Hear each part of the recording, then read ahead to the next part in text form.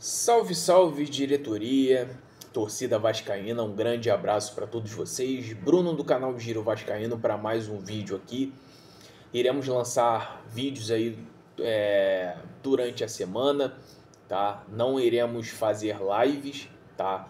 Por conta de algumas situações, mas a gente vai estar se comunicando aqui a partir dos vídeos e pode ter certeza que eu irei responder a todos os comentários dos nossos inscritos e também de quem não for inscrito, hater, seja lá quem for.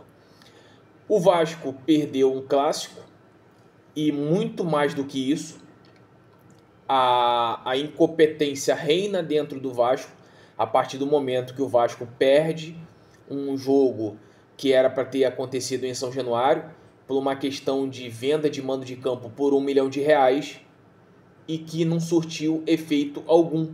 Porque toda vez que o Vasco vende o mando de campo, o Vasco acaba perdendo. E principalmente em Brasília, não sei o que acontece em Brasília, não sei se tem uma zica lá, o Vasco não consegue vencer quase nenhum jogo quando manda o seu jogo para Brasília.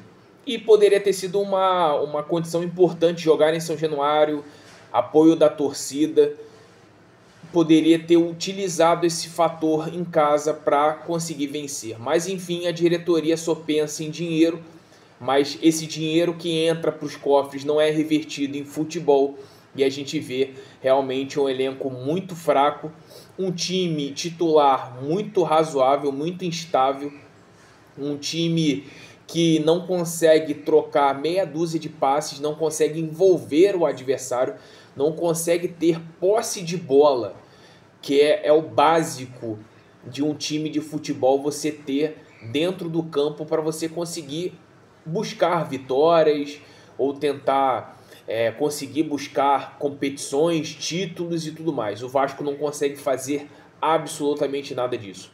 E o que preocupa é que realmente Fernando Diniz pode entrar numa situação que ele não vai conseguir colocar a sua filosofia de jogo, porque hoje ele não tem muito material humano para poder se desenvolver.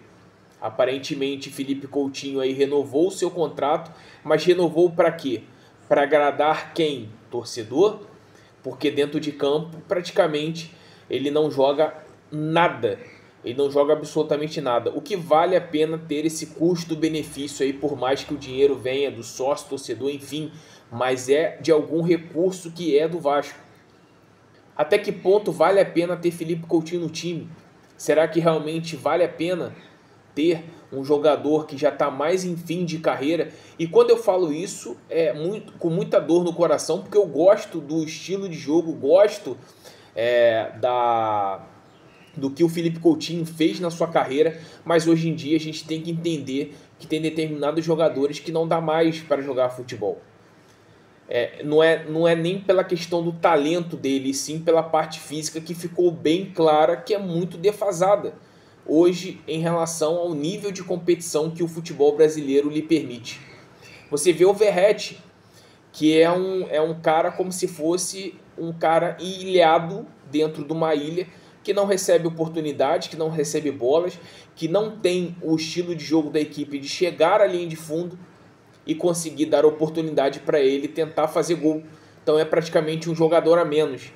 Entre outras condições como Tietê, como Lucas Freitas, como Lucas Piton, o Nuno Moreira eu acho que é o melhor jogador desse time titular disparado, se sacrifica, enquanto o Lucas Piton dá uma de atacante, o Nuno Moreira tem que ficar lá na defesa para poder tirar perigo de gol do adversário. E aí você vê dentro de campo o reflexo que é fora dele, aonde você não tem estrutura, dentro de um centro de treinamento que é perto de uma comunidade onde que tem conflito com o Estado diariamente, e isso ninguém fala, mas isso fica cada dia que passa evidente, é só ver noticiários do Rio de Janeiro, como as coisas no Rio de Janeiro estão cada dia piores. Você, além disso, você não tem uma estrutura física dentro do centro de treinamento, e aí isso acaba se refletindo dentro de campo, além do que uma diretoria que não fala para o torcedor. Uma diretoria que não expõe, que não dá explicações, não é para mim. é para mais de 20 milhões de torcedores e principalmente para aqueles sócios que votaram no Pedrinho, que agora não tem explicação nenhuma. E aí o que o Pedrinho faz? Simplesmente bloqueia todos. Bloqueiam páginas, bloqueiam perfis, porque ele não aceita ser criticado.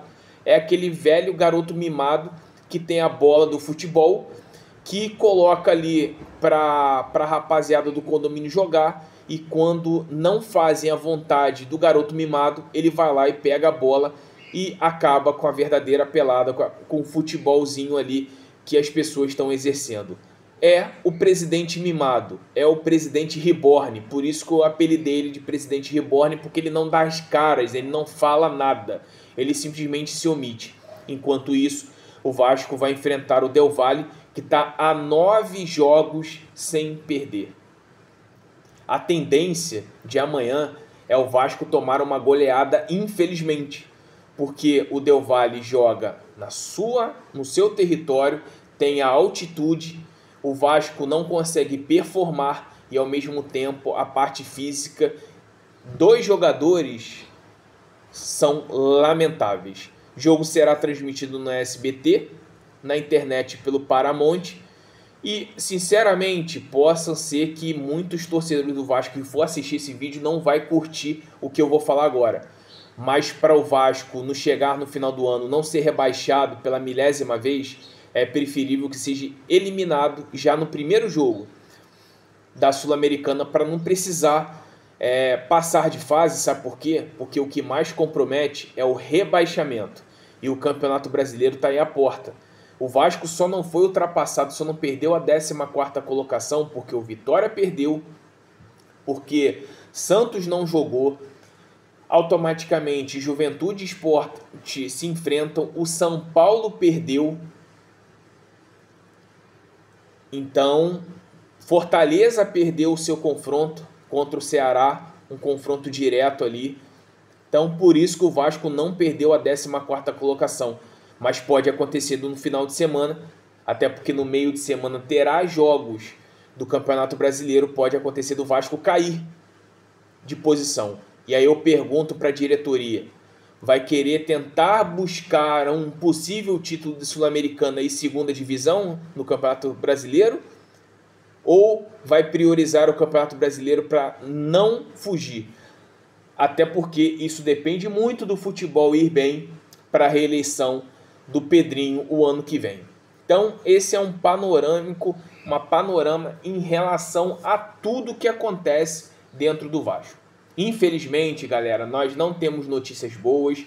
Aqui não é um canal de ficar falando mentiras, fake news e tudo mais, até mesmo especular jogadores que não vão vir no momento, como boa parte da imprensa faz. Aqui é um canal de torcedor que decide abrir a câmera para expor a sua opinião, até porque até aonde a gente tiver que dar as nossas opiniões, a gente vai estar dando. A partir do momento que a gente for censurado e cancelado, aí vai ser uma voz a menos para bater, para cobrar e principalmente para querer melhor do Vasco. Coisa que muitos desses caras que estão lá dentro da própria diretoria do Vasco não querem o bem do Vasco. Porque se quisessem, faziam um pouco melhor do que fazem atualmente. Então, agradeço quem for assistir esse vídeo. Bom dia, boa tarde ou boa noite para quem for assistir no horário.